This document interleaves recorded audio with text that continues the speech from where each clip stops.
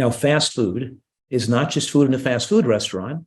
I'm saying any commercial baked goods, any fried food, and anything with a lot of calories, with synthetic ingredients out of a bag or a box, right? It's highly flavored and high in sugar and salt. It's all fast food and it's all addictive. And even 2 servings a week of commercial baked goods or fast food or burgers, sausage, and pizza are associated with depression in a dose-dependent manner, meaning 2 servings a week doubles the risk of depression. But most people don't have 2 servings a week who eat this stuff. They have 10 or 20 servings a week, right? They have, I don't know, 5, 10, 15 servings a week. And even though most people don't become depressed from it, it still affects the way they see the world. It affects the way it affects their brain. And they're no longer the person that they could have become.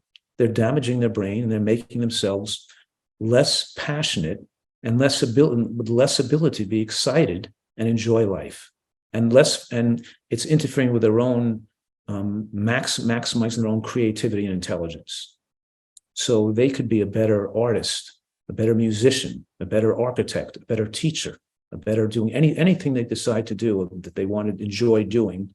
They can do better, a better writer, anything they want to do better. They're better when they're not damaging their brain with excess dopamine stimulation, because the excess stimulation of dopamine producing substances, and we're talking about extra calories, these concentrated calories that flood the bloodstream, alter brain structure, right? They damage neurons and they create changes in the brain structure and function.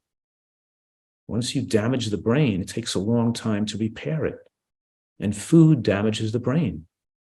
So much so that children who are fed candy almost every day as a child, we're talking about children in the highest quintile or highest fifth of candy consumption. And don't forget, I'm also saying that commercial baked goods are also just like candy. The kids who eat the most candy are much more likely to be involved and arrested for a violent crime or a drug-related offense by the time they're 35 years old. Matter of fact, this study showed a 60% risk. In other words, the majority of these kids in the highest quintile of candy consumption, when followed till they were adults, found that the majority of them became arrested for some kind of criminal behavior or drug abuse. And no other variable was linked to poor outcome as much as, not poverty or social isolation or lack of parents or abusive parents. Nothing was as strong a correlation as candy consumption and poor diet in childhood. So you got to be crazy to eat the food the way other Americans eating, where they're eating pasta and bread and burgers and pizza and sausage and pancakes and waffles and cold cereals. And it's just got to be crazy, because and it makes people crazy, and they can't stop eating this stuff too. So obviously I'm saying, when a person is eating more conventionally, they build up more toxins, and the toxins that they built up makes them feel worse when they're not digesting food. Because there are 2 phases of the digestive cycle. There's the anabolic phase when they're eating and digesting, because the word anabolic means to build.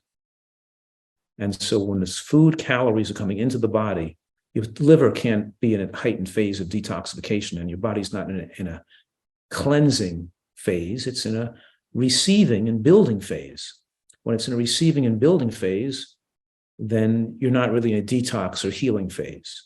The catabolic phase, when digestion is not going on, when digestion has been completed, is when the body is in a heightened state of repair and detoxification. So it's when you're not eating, you're actually healing and repairing food and repairing damage and removing toxins. So the body is getting rid of metabolic wastes and getting rid of both endogenous toxins and exogenous toxins, and dealing with xenobiotic exposure. Your body is desperately trying to repair itself and heal itself if it can, but it can only do so when it's not digesting food. The problem is that people are so toxic that when they no longer digest food, they start to feel so weak, so fatigued, even headachy or stomach cramping or fluttering, or they just feel waste or agitated. They don't feel well when the toxins start circulating for removal in the catabolic phase. They got to keep food coming in their body all the time, because they don't tolerate the way they feel when they're in the catabolic phase and not digesting food. What I'm saying, the longer you live in the catabolic phase, the longer you live. Matter of fact, one of the suggestions that I'm giving people today is that we want them to eat a light dinner and finish eating dinner by 6 o'clock, So when they go to sleep at night by 10, let's say, they had 4 hours where they could finish digesting dinner. The time they go to bed, they're not digesting anymore. But if you eat too much food between 5 and 6, and you eat till you're full, you're not going to finish digesting by 10. You're going to keep digesting till 11, 12, or 1 or 2 in the morning, and you're not going to have the full catabolic benefits when you're sleeping. It's having the full catabolic benefits when you're sleeping is the secret you're learning from me for slowing the aging process and extending human lifespan and having full brain faculties when you get to be 100 years old. So most Americans don't understand or feel hunger because they eat before they get to a feeling of hunger. They have to eat because they feel too uncomfortable. So look at this slide where the glucose curve goes up when you eat a meal, and it starts to come down after the meal as you're still absorbing glucose into the bloodstream, because this glucose curve is referring to the glucose level in the bloodstream. So it spikes up after the meal, and after you finish eating, it keeps going up, and it's still higher than normal after you finished eating, because you're still taking in food in from the digestive tract, even though you're not eating anymore. It's still coming in from the digestive tract, and it's still elevated off baseline. And then when the glucose no longer comes in anymore, and your sugar gets back to baseline, that's when you enter the catabolic phase, when you're not digesting anymore. And that's when the body enters this detox phase where enhanced healing takes place. And it's when enhanced healing takes place when people who aren't eating healthfully enough feel uncomfortable with shakiness and weakness and fatigue, and they feel they have to eat again because they think the fatigue and weakness is hunger. Fatigue is almost every person that that I've taken care of over the last 30 years, and the people that come to my retreat to get well, they're thinking they're always eating or think they should be eating in response to fatigue to keep their energy up. I'm saying, how can you eat in response to keep your energy up? You have 30 pounds of fat on your body. You don't need more energy. Why don't you just burn the fat that's on your body already? You're not eating. It's not giving you energy. You have plenty of energy. You've taken more than enough calories through your life to have excess energy on your body. It's that you don't feel well when you're not keeping your digestive tract busy, and you don't feel well unless you overeat. And so there's a period of time where people are going to feel uncomfortable for 4 or 5 or 6 days. And if you're not going to be able to feel uncomfortable for 4 or 5 or 6 days, you're never going to get rid of this what I call toxic hunger that drives overeating behavior. So in order to sustain a healthy diet where you're comfortable eating the right amount of calories for you, and you're instinctually connected to desire the right amount of calories, you have to eat a healthy diet, and you have to get rid of the toxins in your body. So we're saying here that when you eat healthfully, toxic hunger goes away. And I'm going to tell you exactly how I want you to eat healthfully to make toxic hunger go away, so you don't feel like eating when you enter the catabolic phase. So the fatigue goes away and the agitation goes away. And then if you continue through the catabolic phase, living off of the glycogen, the calories stored from when you ate, then you can go for hours where you're not eating food until the glycogen is gone. And there's no more, because the body takes the glycogen and converts it back to glucose again for utilization by the cells. So when you eat glucose and you have glucose in the bloodstream, the body can burn that glucose for energy, and it converts some of it into fat, and it converts most of it into glycogen. So when you're not eating anymore, you can turn the glycogen back into glucose again, so the brain can function on glucose.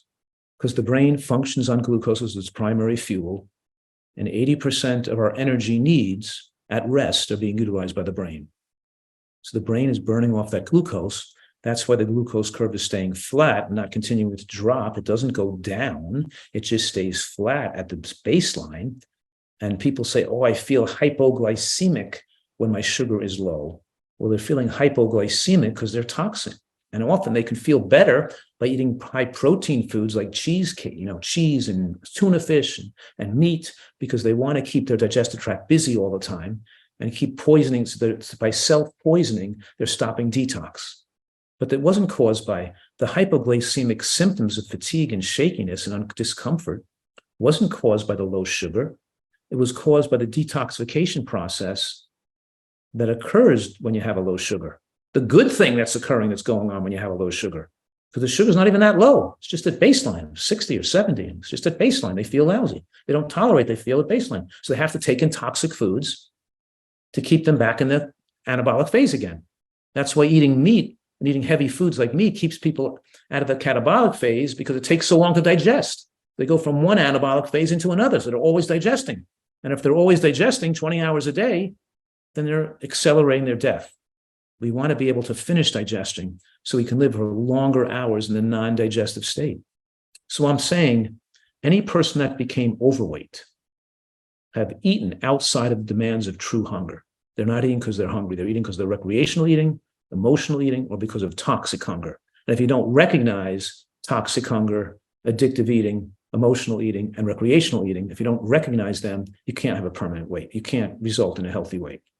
The goal is to get back in touch with true hunger and to eat instinctually. And instinctual hunger is felt up here in the lower part of our neck or upper part of our chest, and it doesn't really feel uncomfortable. I can, go for, somebody could say, hey, you want to go for a hike? You want to play tennis? You want to play pickleball? You want to go surfing on the beach? You want to go? And I'll say, sure, I'll go. I could go. Okay, I'm hungry, but I'll go eat later. No big deal. And I start exercising or having fun, and I forget about the hunger and go back to later and stop, and I'll be hungry again. I'll eat then.